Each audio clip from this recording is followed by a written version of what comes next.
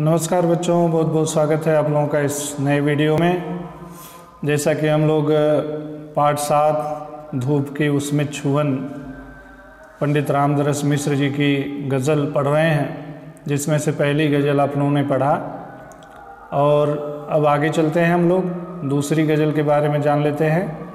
दूसरी गज़ल बच्चों वसंत ऋतु के आगमन से प्रकृति प्राणियों में होने वाले परिवर्तन और प्रसन्न वातावरण की बात की गई है। वसंत ऋतु, जैसा कि आप लोग जानते होंगे, ऋतुएं 6 ऋतुएं होती हैं और ऋतुओं के बारे में थोड़ा सा जानकारी आप लोग जान लें, क्योंकि जब तक उसके बारे में जानेंगे नहीं तब तक ये पाठ समझ में नहीं आएगा। पहली ऋतु होती है बच्चों ग्रीष्म ऋतु, जो अप्रैल से जून के बीच में होती है। इसमें तापमान काफ़ी गर्म रहता है, दोपहर में धूप बहुत तेज़ होती है, लू चलती है और दिन बड़े होते हैं और रातें छोटी छोटी होती हैं। स्कूलों में छुट्टी रहती है, यानी बहुत गर्मी रहती है, भीषण गर्मी रहती है। इसके बाद बच्चों अगली ऋतु आती है वर्षा ऋतु, जो जून मध्य से अगस्त मध्य के बीच, ये हिंदी महीना आषाढ़ और श्रावण, जिसमें गर्मी धीरे धीरे जाने लगती है, वर्षा का आगमन शुरू हो जाता है, पेड़ पौधे फिर से हरे भरे होने लगते हैं, चारों तरफ हरियाली हो जाती है, नदियों में पानी भर जाता है और नदियाँ ज़ोर ज़ोर से बहने लगती हैं, चारों तरफ पानी ही पानी दिखाई देता है वर्षा ऋतु में। अगली ऋतु बच्चों वर्षा ऋतु के बाद आती है शरद ऋतु, जिसको ऑटम सीजन कहते हैं। ये अगस्त मध्य से अक्टूबर मध्य के बीच में होता है और इसको पतझड़ का मौसम भी कहते हैं। इस ऋतु में वृक्षों के पुराने पत्ते टूट कर गिर जाते हैं, नए पत्ते वहाँ पर आने लगते हैं। तो ये होती है तीसरी ऋतु शरद ऋतु। इसके बाद बच्चों हेमंत ऋतु। हेमंत ऋतु में सर्दी का धीरे धीरे आगमन होता है। ये अक्टूबर मध्य से दिसंबर मध्य के बीच में होता है। इस समय जो सीजन चल रहा है, इस समय जो मौसम चल रहा है, ये हेमंत ऋतु है। तो सर्दी का धीरे धीरे आगमन होता है, तापमान कम होने लगता है, हल्की ठंडी महसूस होने लगती है, मौसम बहुत सुंदर रहता है। दीपावली का त्यौहार इसी ऋतु में मनाया जाता है। इसके बाद बच्चों आता है शिशिर ऋतु। शिशिर यानी विंटर सीजन, ठंडी का मौसम, जो दिसंबर मध्य से फरवरी मध्य के बीच में होता है।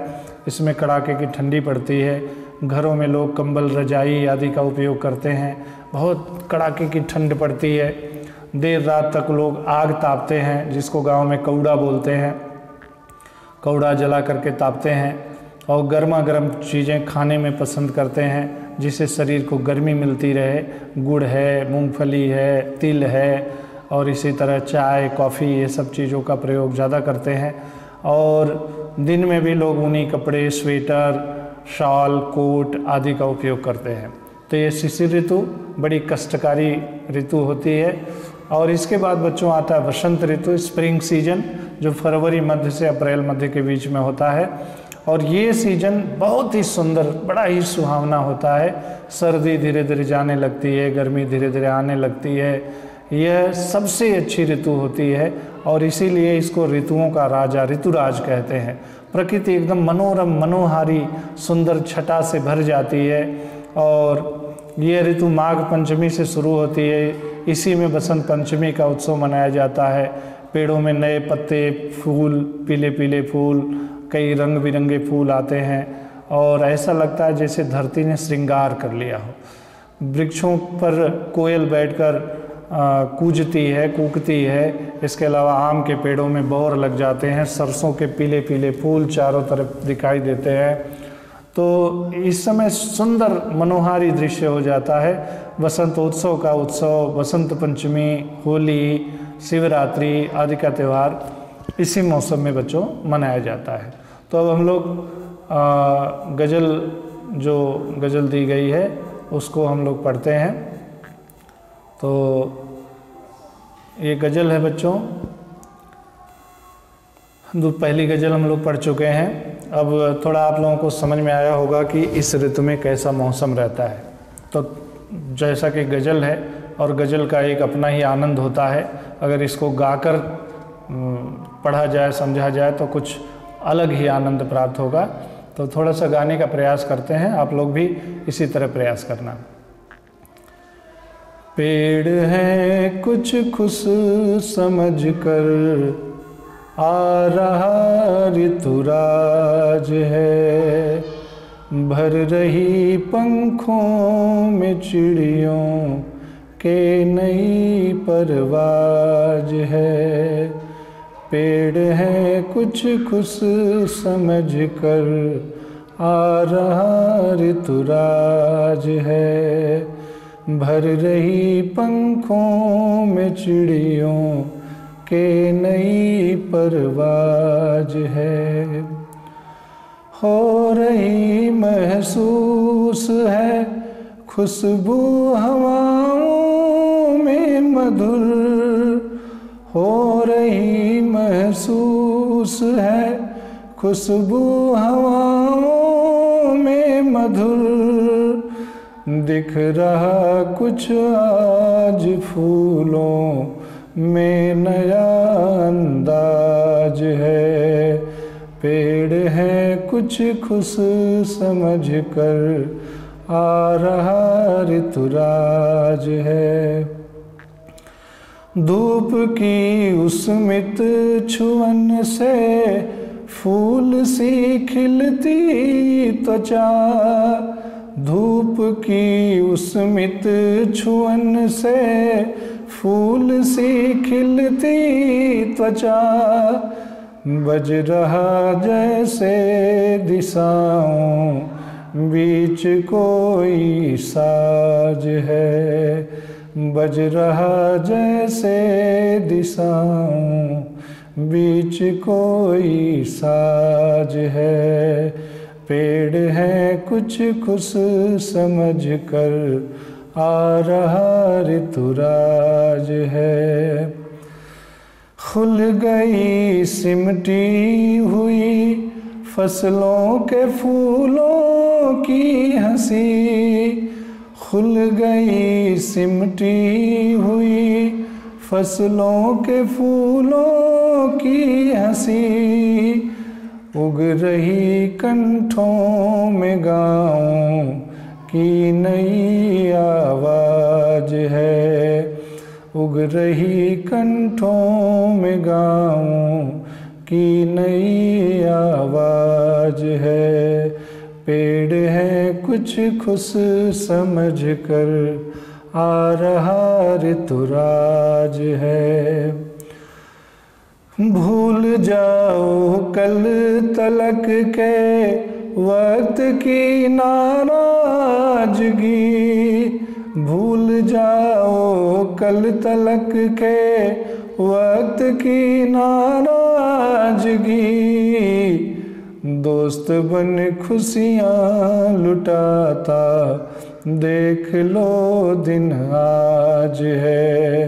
दोस्त बन खुशियाँ लुटाता देख लो दिन आज है। पेड़ है कुछ खुश समझ कर, आ रहा ऋतुराज है। भर रही पंखों में चिड़ियों के नई परवाज है। तो आप लोग भी इस तरह से गाएंगे बच्चों तो बड़ा अच्छा लगेगा। तो अब इसका हम लोग बारी बारी से एक एक शेर का हम लोग अर्थ समझते हैं। पेड़ हैं कुछ कुछ समझकर, आ रहा ऋतुराज है। भर रही पंखों में चिड़ियों के नई परवाज है। तो बच्चों इस शेर में कवि ने वसंत ऋतु के आगमन से पेड़ों और चिड़ियों में क्या परिवर्तन हो रहा है, उन पर क्या प्रभाव पड़ रहा है, इसका वर्णन किया है। सारे पेड़ बड़े खुश दिखाई पड़ रहे हैं क्योंकि उन्हें पता चल गया कि वसंत ऋतु का आगमन हो रहा है, वसंत ऋतु आ रही है, इसलिए सारे पेड़ खुश हैं। और वसंत के आगमन की खुशी में चिड़ियाँ भी अपने पंखों को फड़फड़ा कर उड़ान भरने के लिए तैयार हैं। बिल्कुल अपने पंखों में पूरी ऊर्जा भरकर आसमान की ऊंचाइयों को नापने के लिए तैयार हैं। परवाज यानी उड़ान भरने के लिए तैयार हैं। तो बच्चों पेड़ खुश हैं और चिड़िया अपने पंखों को फड़फड़ा कर नई उड़ान भरने के लिए तैयार हैं। ये वसंत ऋतु के आने से इनमें ये परिवर्तन हो रहा है। अगला शेर है, हो रही महसूस है खुशबू हवाओं में मधुर।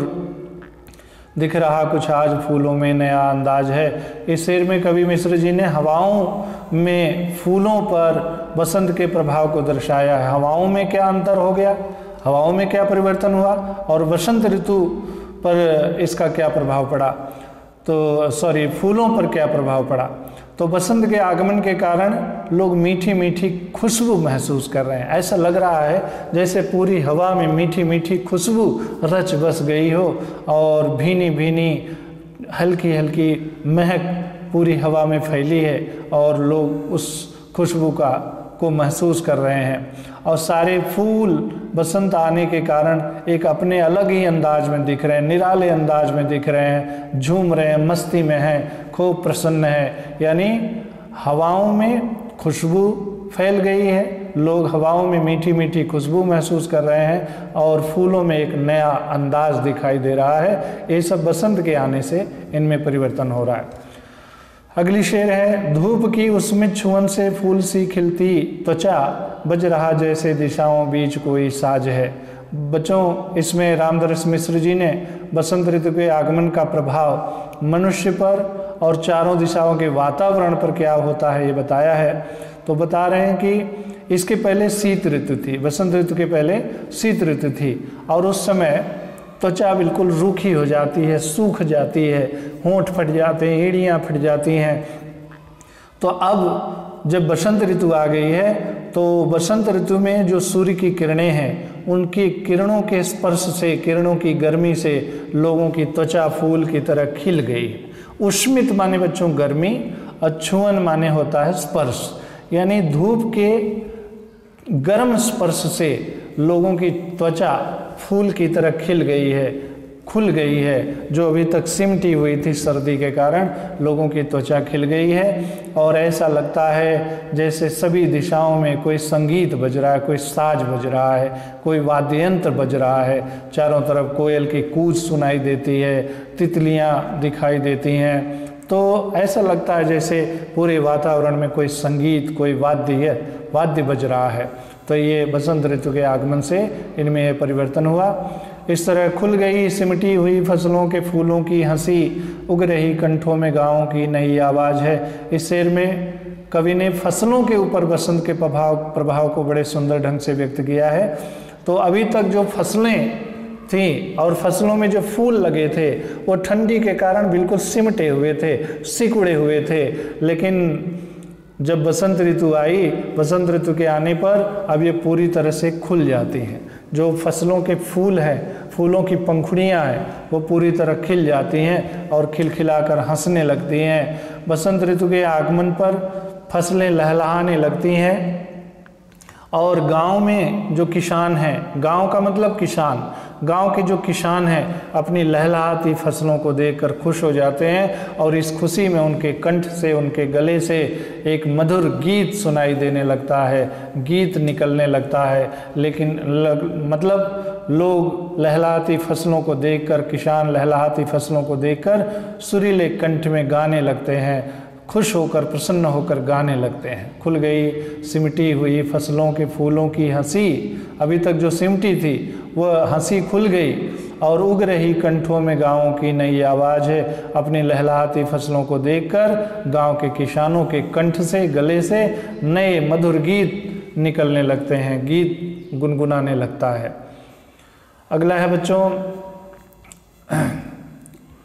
ये लास्ट का, भूल जाओ कल तलक के वक्त की नाराज़गी। कवि रामदरस मिश्र जी कहते हैं कि अभी तक जो आप लोग सब लोग सर्दी के मौसम से बहुत नाराज़ थे, बहुत ठिठुरे थे और वक्त से बहुत नाराज़ थे, ठंडी के सीज़न से बहुत नाराज़गी भरी थी आप लोगों के मन में। अब कवि कह रहे हैं कि उसको भूल जाइए, क्योंकि सर्दी का प्रस्थान हो चुका है, बसंत ऋतु का आगमन हो चुका है। दोस्त बन खुशियाँ लुटाता देख लो दिन आज है। ये जो आज का दिन है, बसंत ऋतु का जो दिन है, ये अपना दोस्त, ये अपना दुश्मन नहीं। जैसे सर्दी दुश्मन थी, सर्दी में जीना मुश्किल हो जाता है, लेकिन ये जो बसंत ऋतु है ये अपने दोस्त की तरह ये खुशियाँ लुटा रहा है, तो सब लोग खुश हो जाओ।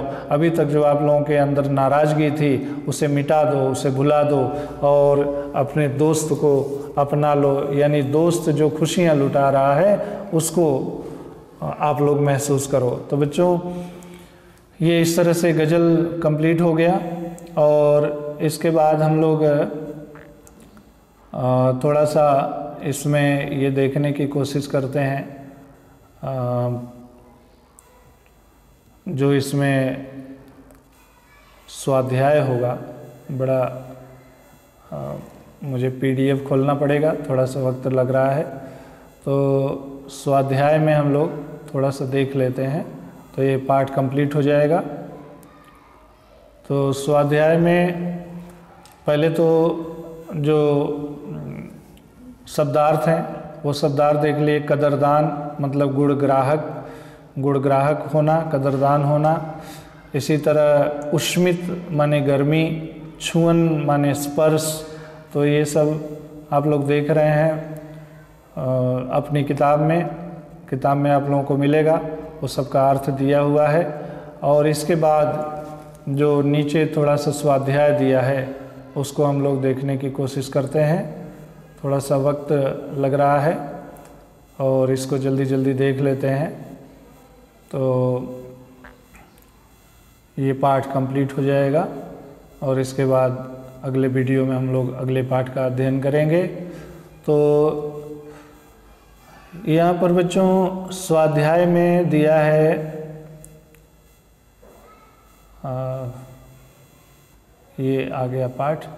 तो स्वाध्याय में रिक्त स्थान में सुयोग्य शब्द भरो। अब तक कवि से उदासीन रहने वाली, तो अब तक उदासीन रहने वाली दुनिया, तो यहाँ पर दुनिया शब्द आएगा। सपनों से परेशान होने वाली नींद, आज कदरदान होने वाली दुनिया, फूलों में दिखाई देने वाला, तो फूलों में खुशियाँ दिखाई दे रही हैं।